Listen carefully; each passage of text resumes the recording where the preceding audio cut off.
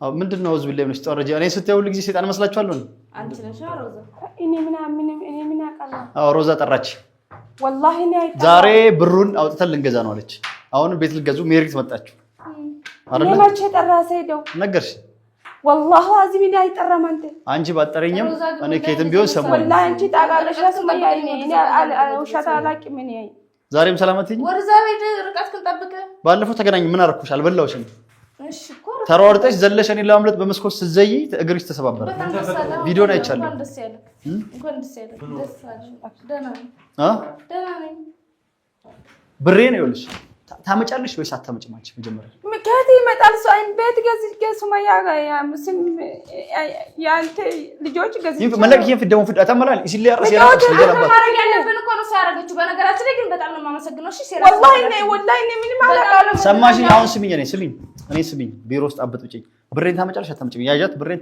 አስልክ መልሽና ለከት በህግ ጠይቅሻለሁ እኔ በህግ ጠይቅሽ ብሬን አምጪ ታታለሽ አታመጣም ብሬን ካመጣሽ ችግር የለውም ካላመጣሽ እገልሻለሁ ካላመጣሽ እገልሻለሁ ሰማሽኝ አሁን ልጆችን ካላሰጭኝ አንቺን እገልሻለሁ ብሬን ታመጫለሽ አታመጭም ሱመያ ልጆች ያሳየህ ወላሂ የራሱ ጉዳይ አላሳይ መሰለኝ ሱመያ እኔ የራሴ ጉዳይ የራሱ ጉዳይ እገልሻለሁ አንቺን እገልሻለሁ ባለፈው በጥፍ ፈምሰት ዛሬ እገልሻለሁ ታመጭ አንቺን እገልሻለሁ ዛሬ ታመጫለሽ የራስ ጉዳይ አለች አንቺ ስጄስ ብር ፍድማ ላይ ሮዛ አሰላሙ አለይኩም ወራህመቱላሂ ወበረካቱ ሰላም እንዴት ናችሁ ዛሬ እንግዲህ የት ነው የምንገኘው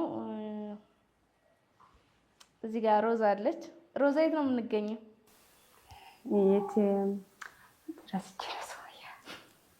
መጀመሪያ ተመልካች ሰላም ኦኬ ሰላም አለይኩም ወራህመቱላሂ ወበረካቱ ዛሬ እኔ ሱመያ ገኝ የሆነ ነገር ዛሬ ሜሪት ነው የምንገኘው ሜሪታው እንግዲህ ለምን መጣን እንዴት መጣን የሚለውን ማለት ነው በትንሽ ሳብራራ ዛሬ የመጣ ነው እንግዲህ ስለ ሜሪት ሰምተን ነው የመጣ ነው ያው ቅድም እንደነገርኩ ማለት ነው እና ያው እኔ የሆነ ነገር ልገዛ ወይ ደግሞ ላረግ ስል እንግዲህ ከካሜራ ጋር ነው የምዞረው እና ያው አስፈቅጀውም ነው ማለት ነው ካሜራ ችግር የለውም ምናምን ብሎኝ ነው ማለት ነው እና ያው ለእናንተ የሚጠቅም ነገር ነው ጀላችሁ መጣው ለራሴ የሚጠቅመኝን ነገር ለተመልካችም ለእናንተም አሳያለሁ ማለት ነው እና ሜሪት በጣም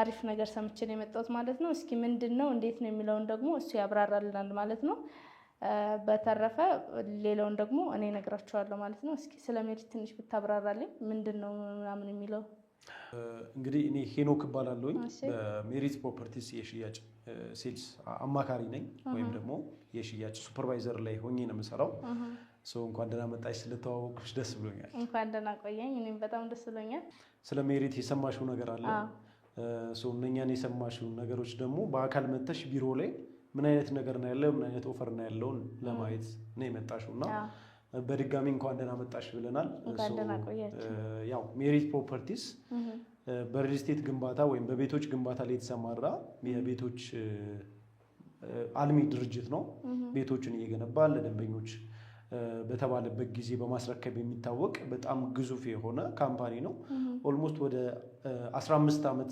ያሳለፈ ካምፓኒ ነው ከዚህ በፊት ታላላቅ ስራዎችን እየሰራለ እንዲሁም ደግሞ በህት ኩባንያዎች በኩል ትልልቅ ስመጥር የሆኑ ስራዎችን ሰርተናል እንዲሁም ወደ ቤቶች ግንባታው ስንመጣ በጣም ፕራይም በሚባል ሎኬሽን ደንበኞች በሚፈልጉበት ቦታ ሁሉንም ነገሮች አክሰስ ሊያደርጉበት በሚችሉበት ቦታ ላይ በጨረታና በሊዝ ነው መሬቶችን ከመንግስት እየተቀበልን ለደንበኞች እየሰራን የምንገኘው ሜሪት ፕሮፐርቲስ ባጭሩ የ15 አመት ጉዞ እንዲሁም ደግሞ ዛሬ ላይ እንዳልኩሽ በተመረጡ ቦታዎች ላይ ቤቶችና የንግድ ሱቆችን ኮሜርሻል ሴንተሮችን ዛሬ ላይ አዘጋጅተናል ከረንትሊ አንቺም የሰማሽው ነገር አለ በመጣሽበት ሰዓት በጣም ታላላቅ ቅናሾች አድርገናል በቤቶቹ ላይ እንዲሁም ደግሞ አዳዲስ ሱቆቹን ሞል ስታንዳርድ የሆኑ ሱቆችን ላውንች አድርገናል እንግዲህ ያው ብዙ ሰው ንግድ ይፈልጋል ዛሬ ላይ ታውቃላችሁ አንድ ሱቅ ኪራይ እንኳን ምን ያክል እንደሆነ ቁልፍ እንኳን ምን ያክል እንደሚከራይና ቢዝነስ ያው ሱቅ ሲሰራ ደግሞ ሎኬሽን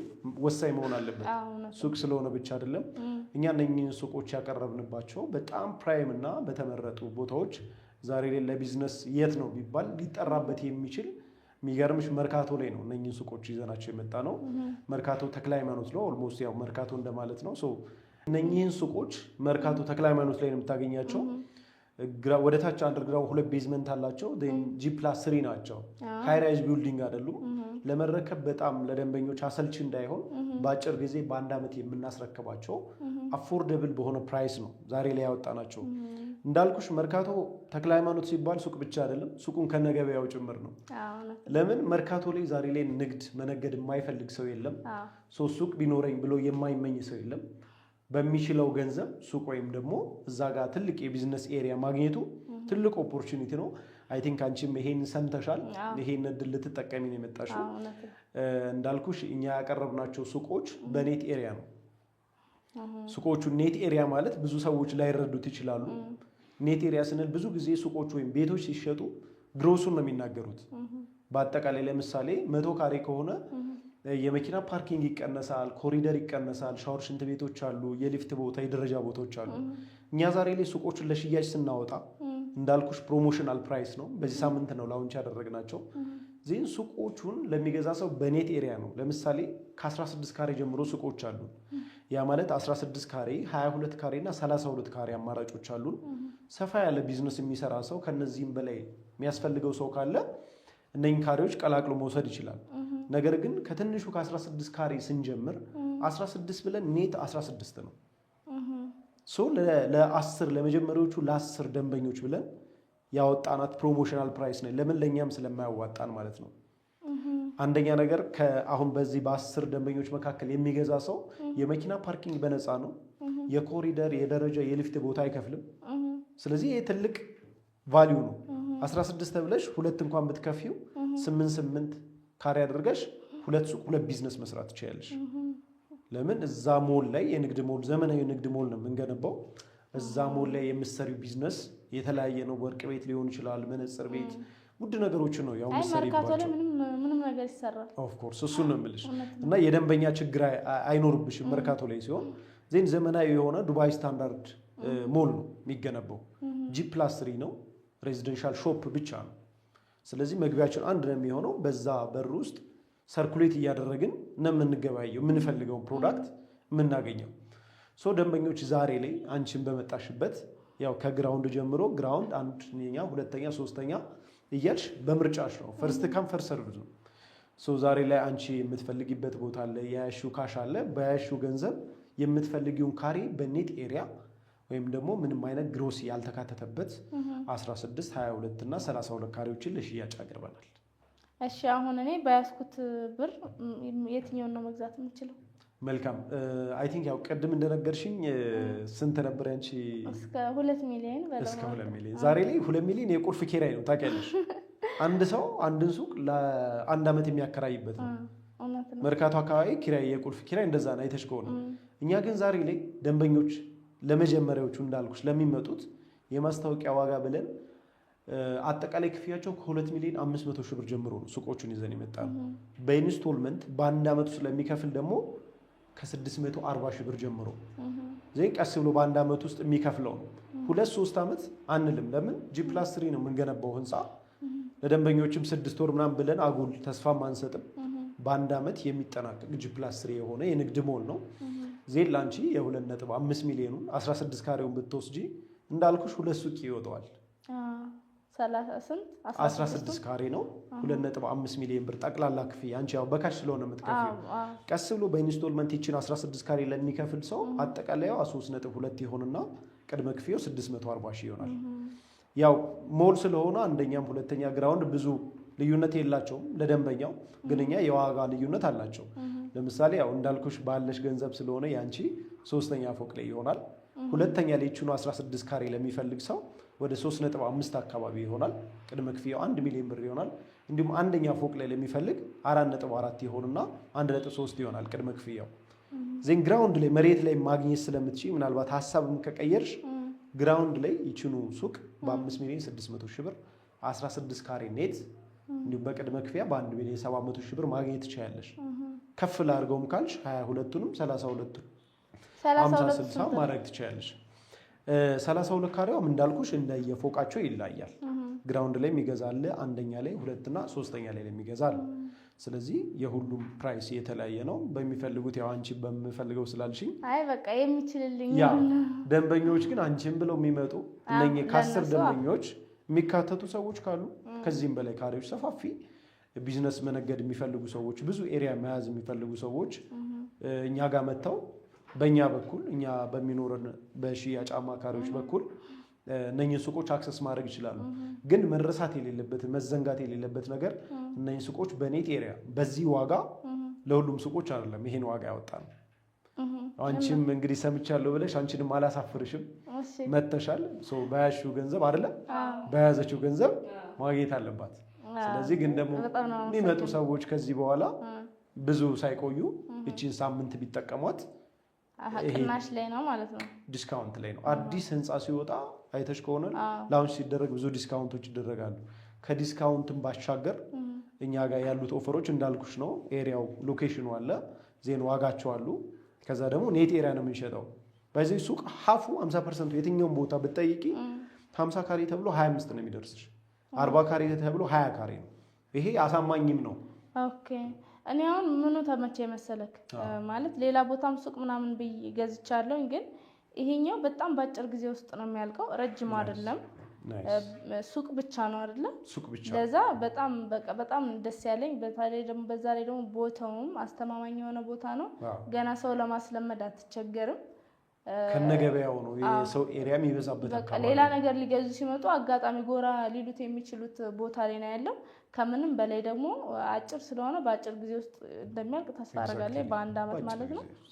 እና ይሄ ነገር የምትፈልጉ ሰዎች እዚህ ጋር ባለው ቁጥር እየደወላችሁ እንግዲህ እንትኑ ሞሉን አስገባላችኋለሁ። እዚህ ስክሪኑ ላይ እንደምታዩት ነው ማለት ነው። በጣም ጥርትና አሪፍ ቦታ ላይ ነው ያለው። እሱም ጽድት ያለ በቃ ኢትዮጵያ ውስጥ ራሱ አልቆ እስከማየው ሁላ ነው የጓጓሁት። ዋጋም አሪፍ ነው። በጣም አሪፍ ስለሆነ መሸጥ ማከራየት ይቻላል አይደል? ለበኋላ መሸጥም እችላለሁ። እንዳልኩሽ ነው፣ ቁልፍ ነው። በ2 ሚሊዮን ብር ኪራይ ራሱ እኔም እንገዛለሁ። አንቺ ከደረሽ በሱቅ ወልጌ ነው። በነገራችን ላይ እንግዲህ አንዴ ይሄ ብር ማለት ነው እንግዲህ ሮዛ የሰጠችኝ ብር ነው። ቆጭሽ መሰለኝ። ሰይድ ለሰርግ ይቀመጥልኝ ብሎ የሰጣትን ብር የሰጠችኝ። በነገራችን ላይ ምን ያክል ታማኝ እንደሆንኩ ባለፈው ቤቱን ልንገዛ ነበረ ማለት ሙሉ ብሩን ስላልቻለልኝ ሌላም ቦታ ስለገዛው ብዬ በቃ መለሳለሁ ብዬ ነበር የሄድኩት። ልከፈል ከሄድኩ በኋላ ነበር የተመለስኩት ማለት ነው። እሷንም ደግሞ ሰይድ ወይ ከገደላት ከመቃብር ለማውጣት ነው ብሩን ያስቀምጥኩት። ከዛ ልሰጥሽ ብዬ እና ለማንኛውም እንግዲህ 2 ሚሊዮን ነው ሱቅ ልገዛበት ነው። ደግሞ ጀሚላ በዚህ እድሜዋ ቤት ምንም አያደርግላትም። ይሻላል ሱቅ ቢሆን ነው የሚሻለው። እያደገች ስትሄድ በእሷ እድሜ እንግዲህ ሱቅ ማሻአላ ሱቅና ቤት አይተሽው ከሆነ ሪሴል ቫልዩ የሚበልጥ የሱቅ ነው። እንደውም ሱቅ ከቤት ይበልጣል ብዬ አስባለሁ። ምክንያቱም ሱቅ ትነግድበታለህ፣ ከቻልክ ትሰራበታለህ። ቤት ያው ለመካራየት ብቻ ነው የሚሆነው ወይ ለመሸጥ ብቻ ነው የሚሆነው። ይሄ ግን ንግድ የምትሰራበት ከሆነ ሱቅ 10 ስንትም ቦታ ቢኖር መኖሪያ ከቤት በላይ ሱቅ ያስፈልጋል ብዬ ነው የማስበው ማለት ነው። እና ብችል ከዚህ ውስጥ ራሱ 1-4 ብገዛ እንደው አሁንም እየሰረቅሽ ታወጪልኝ አይኔ ከዛ በኋላ አሁን አጥቃ ስለምትቀር ለአንዱ ገዝቶ ለአንዱ ስለማይሆን ባጥቃም አንድ በቃ እኔ ቤት ገብቼ ይሰርቃል ሰይድ ለምን እንደገና አግባኝ በይና 2 ሚሊዮን በቃ እሺ እየመጣው ገዛለሁ። ችግር የለም። ጋፉ የእናንተን ለኦዲየንሳችሁ የሰጡት ኮታ አለ። አሁኑኑ ጨርሱና ሂዱ እናንተ። እሺ እኔ ዛሬ ጨርሼ ነው የምሄደው ብሩን አሁን ምክንያቱም ላጎለው እችላለሁ ብዬ ነው። አጋጣሚ ስሰማ እኔ እንደውም ልመጣ የቻልኩት በአጭር ጊዜ ውስጥ ስለሚያልቅ ነው። ምክንያቱም እስካሁን ምንም አይነት ስላላልኩ ስራ ምናምን ስላልጀመርኩ ማለት ነው። ከዩቲዩብ ተጨማሪ ደግሞ ስራ ያስፈልገኛል ብዬ ስላሰብኩኝ እውነት ለመናገር ለመሸጥ ሀሳብ የለኝም። ብሰራበት ብዬ ነው የማስበው። ስራ ቢዝነስ ብትሰሪበት በጣም ትልቅ ታተርፊበታለሽ። ወደ ዱባይ የሄድኩኝ ብነግድ ማን ያውቃል ብዬ ነው። ማን ያውቃል?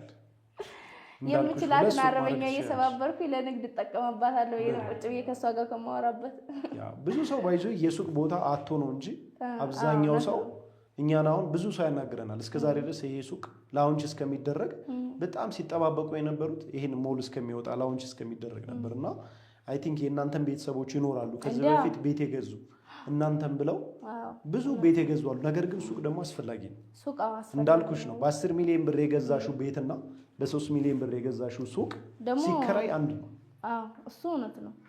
ከነገርክበት ደግሞ የበለጠም ነው እና እውነት ለመናገር ብዙም ስላልሆነ ተሎ ብትገዙ እንዳያመልጣችሁ።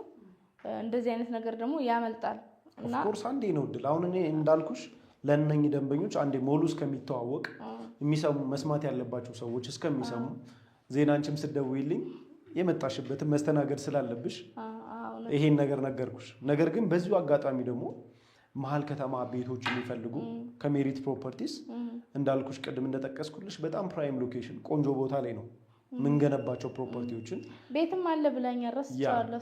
እሱንም ላስታውስሽ። አዎ ንገረኝ እስኪ ስለ ቤቱ አብራራልኝ። እኔ ባልፈልግ የሚፈልግ ለምን እኔ ሱቁ ላይ ነው ፎከስ ያደረኩት እና ቤቱንም በዚሁ አጋጣሚ ሱቁን ካልፈለጉ ቤቱን ይገዛሉ።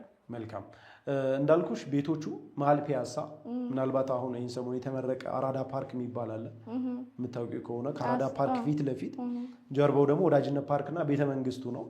ዜን በእነኚህ ፓርኮች ነው ፓኖራሚክ ቪው ነው ኦልሞስት ፓርክ ቪው ብቻ ነው የሚኖራቸው። እዛ ጋም ወደ 35% ቅናሽ የተደረገባቸው ከረንትሊ ቤቶች አሉ። ከባለ አንድ መኝታ ጀምሮ እስከ ባለ 3 አለ። ባለ አንድ መኝታ 3,900,000 ብር ጠቅላላ ክፍያ አለ። የሚገርምሽ 3,900,000 ብር ጠቅላላ ክፍያ። ኧረ እባክህ እዚህ ቦታ ላይ በቃ ይሄ ቤት አይደለም ረካሽ ወላሂ ወራም ሲል ለማሻአላ 3,900,000 ብር እዚህ ጋር ተናገረ። ደንበኞቻችሁ ኦዲየንሶቻችሁ ሲመጡ ምን እናገረው ይሄንን ባለ ሁለት ለሚፈልግ 7,700,000 ብር ሙሉ ክፍያ በጣም አሪፍ። እንዲሁ ባለ ሶስትም 10,500,000 ብር ጠቅላላ ለሚከፍል ሰዎች ናቸው። በኢንስቶልመንት ቀስ ብለን ባንክ የሚሉ ሰዎች ባንኮች አሉ። እስኪ የ3,000 አሁን ባንክ አለው ቀስ ብለው 3 ሚሊዮኑ እንዳልኳችሁ 3,900,000 ብር ካሽ ለሚከፍል ነው። ይሄን የ3 ሚሊዮን ብር በኢንስቶልመንት ላርገው ካለ 6 ሚሊዮን ብር ነው ቤቱ። ዜን ግማሽ ማለት ነው። ግማሽ ሙሉ ካሽ ይጠቀማሉ። ነገር ግን ቀስ ብለን በኢንስቶልመንት በባንክ እስከ 10 ዓመት ለሚሉ 60-40 የባንክ አማራጭ አለ። የሚጠበቅባቸው ዛሬ ላይ የባለ አንድ መኝታ 918,000 ብር ነው መጀመሪያ። ዜን ቀጣይ 60% ነው ቤቱን እስከሚረከቡበት የሚከፍሉት። 40%ን እስከ 10 ዓመት እኛ ራሳችን ባንክ አመቻችተንላቸው መክፈል ይችላሉ ቀስ ብለው ማለት ነው። አሁን ለምሳሌ ኢትዮጵያ ውስጥ ላለ እንግዲህ ቢሮአችሁ የት ነው መጥተው የሚያገኟችሁ አድራሻችሁ? ቢሮአችን ያው ፒያሳ እዛው ሳይቱ አካባቢ ነው ያለው። የኛን ሰራተኞች በኔም በኩል እኔንም እያገኙኝ እንዲሁም ደግሞ የሚያናግሯቸው ልጆች አሉ። በእነሱ በኩል በሱመያ እያሉ መመዝገብ ይችላሉ። እሺ ውጭ ላሉት ለምሳሌ ከሀገር ውጭ ላሉ ሰው ለሌላቸው ለምሳሌ በራሳቸው ብቻ መጨረስ የሚፈልጉ መልካም። አሁን ለምሳሌ ምን ይገጥመናል መሰለሽ እናት ወይ ውጭ ተውና ለልጇ ሳትሰማ ሰርፕራይዝ ማድረግ የሚፈልጉ አሉ። እንዲሁም ደግሞ ልጅ ለእናት ቤተሰብ ሳይሰማ የሚያስቸግሯቸው እዚህ ተወካዮች በጣም ያስቸግራሉ ለመናገር ሀገር ውስጥ እና ይህን ነገር እድሉ እንዳያስመልጧቸው ራሳቸው መጨረስ ይችላሉ። ለምሳሌ ሳውዲ ያለ ሰው እዛው ቀጥታ ወደኛ አካውንት ወደ ድርጅቱ አካውንት አስገብቶ ሱቁን ይዞ አግሪመንቱን በዲኤችኤል እንልክለታለን። የኛንም የሱንም አሁን ለምሳሌ ዲኤችኤል ማግኘት የማይችል ሰው ምናምን እንዴት ነው? አሁን ለምሳሌ በስልክስ ቢሆንስ?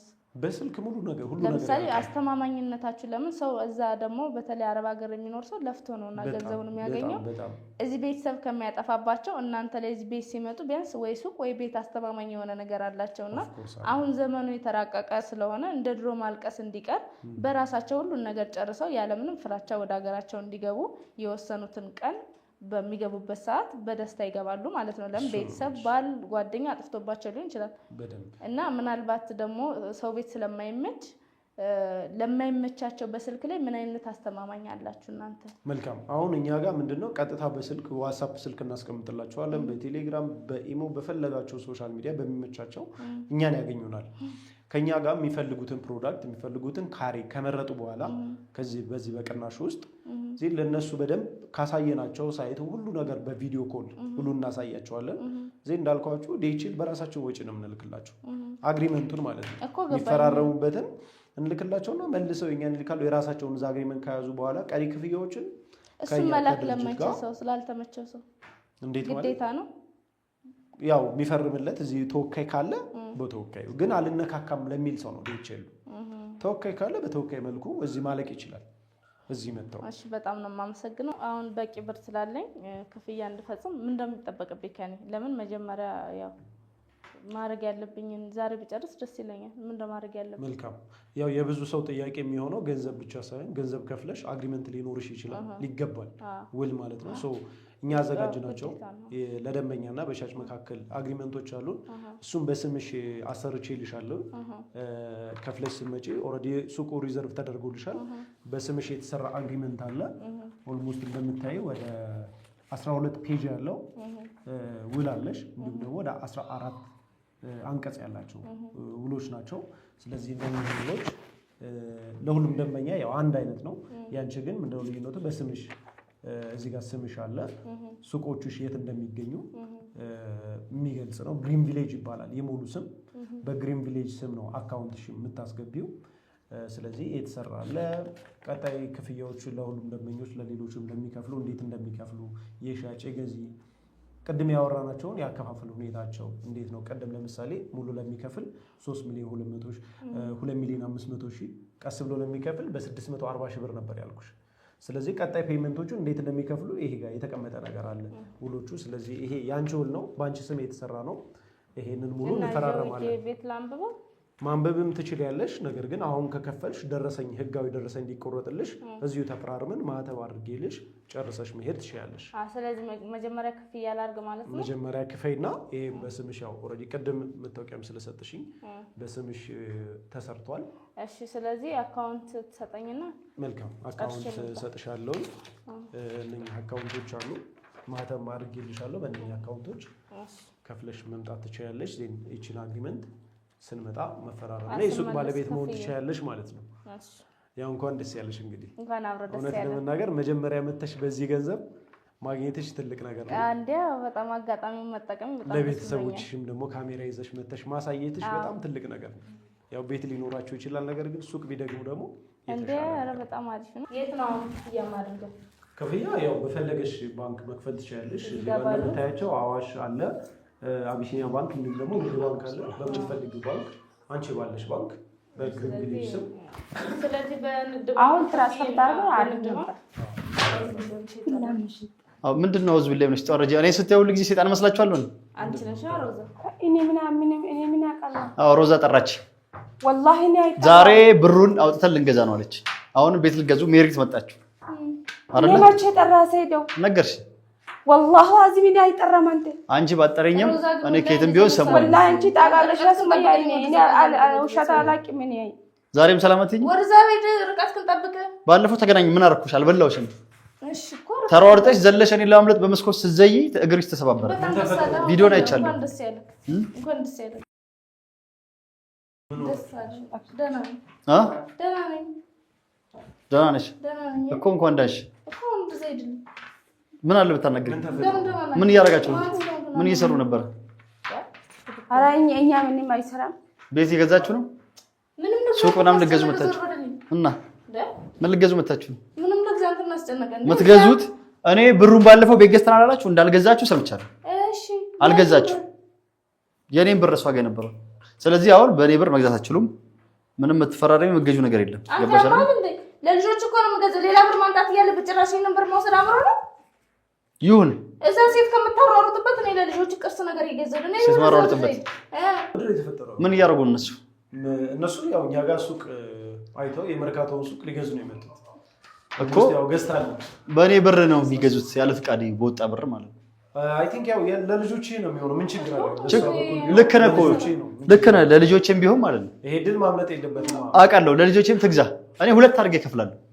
የሁለት የሰጧት ኦፈር ትልቅ ነውና ለልጆቼም እስከሆነ ድረስ ብትስማሙ ገባኝ። አንቺም ብታሳዩ እንዴ መሰለህ እሷ ልጆቼን አላሳይም ብላኝ ነው።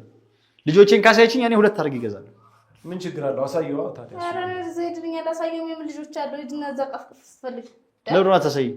ስለዚህ ልጆቼ የምታሳይ ከሆነ እኔ የሱቁን የሁለት እከፍላለሁ። ትክፈልልኝ በጣም ነው። አንዱ ራሱ በጣም ይበቃኛል። ስለዚህ አሁን ልጆቼን አሳየኝ። ማየት መፍታለኝ እኮ ነው። ዛሬ አታመጭኝም። በግም ቢሆን አስይሻለሁ። ወይ ብሩን እስኪ ውሰደው። ብሩ ይከይታል። ዛሬ በገዝሻለሁ። አታመጭኝም። ዛሬ አንቺ ነሽ ብሬን ታመጫለሽ። አንቺ ነሽ ብሬ አንቺ ጋር ነው። አንቺ ነው ጠይቀው ብሬ ነሽ ልጆች አንተ ገዝቼ ነው እኔ አይደለም እና ሁላታችሁ እኮ ጆላ ሲ ካከነ ጎዳጅሩ ኢልማን ወላሂ ነክስ ቁርጥ እንጅሯን ሲፈጠር አንቺ ብሪንጋ አይከፈልኩ ስለነገርኩሽ ብሩን ስለያዣለሁ ስለሆንሽ ባለፈው በጥፊ ስለመታሽ አሁን በጥይት ይመታኛል ብለሽ ነው የራሳችሁ ወዴትም ዛሬ አትመጭም። በገይ ብሪ ጋር ፈድሯ ከፈለን አንጀት እንከፈለት ባለፈው ብሩን ከፍለናል ብለሽኛል። አልከፈላችሁም። ዛሬ ልገዙ እንደሆነ እኔ መረጃ ሰምቼ የመጣሁት ተነግሮ እኮ እኔ ልጆችን ታሳየኝ። እኔ የሁለት ሰው ከፍላለሁ ችግር የለም እኮ ሳታሳየኝ ግን እኔ አንድ ብር በልቼ አላውቅም። ያ ልጆች ይሁና ልጆችን እንድታሳየኝ ማታርጊው አንቺ ነሽ። ብሩ መጀመሪያ ነው ነሽ ልጆች ማን ስለሆነ ለ2 ሚሊዮን ብዬ ነው ማሳየው። አንቺ ይኸውልሽ ንግግሬ ከአንቺ ጋር ነው መጀመሪያ ማለት ነው። ሰማሽኝ አይደለ? ብሬ ነው ይኸውልሽ ታመጫለሽ ወይስ አታመጭም? አንቺ መጀመሪያ ምክንያት ይመጣል ሰው አይን ቤት ገዝቼ ሱማያ ጋር ያምስም ያንተ ልጆች ገዝቼ መለቅየን ፍደሙ ፍዳ ተመላል ይስል ያርስ ያራስ ይገለባ ማረግ ያለብን እኮ ነው ሲያረጋችሁ። በነገራችን ላይ ግን በጣም ነው የማመሰግነው። እሺ ሴራ ወላሂ ምንም አላውቅም። ሰማሽኝ? አሁን ስሚኝ ስሚኝ ቢሮ ውስጥ አበጥብጭኝ ብሬን ታመጫለሽ አታመጭም? ያያት ብሬን አስልክ መልሽና ላኪት በህግ ጠይቅሻለሁ። እኔ በህግ ጠይቅሽ ብሬን አምጪ ታታለሽ አታመጣም? ብሬን ካመጣሽ ችግር የለም። ካላመጣሽ እገልሻለሁ፣ ካላመጣሽ እገልሻለሁ። ሰማሽኝ? አሁን ልጆችን ካላሰችኝ አንቺን እገልሻለሁ። ብሬን ታመጫለሽ አታመጭም? ሱማያ ልጆች ያሳየህ ወላሂ የራስ ጉዳይ አላሳይ መሰለኝ። ሱማያ እኔ የራሴ ጉዳይ የራስ ጉዳይ እገልሻለሁ። አንቺን እገልሻለሁ። ባለፈው በጥፊ መሰለኝ ዛሬ እገልሻለሁ። ታመጫ አንቺን እገልሻለሁ። ዛሬ ታመጫለሽ። የራስ ጉዳይ አለች። አንቺ ስጄስ ብር ፍድ ማለት ሮዛ ምን ሆነች ሮዛ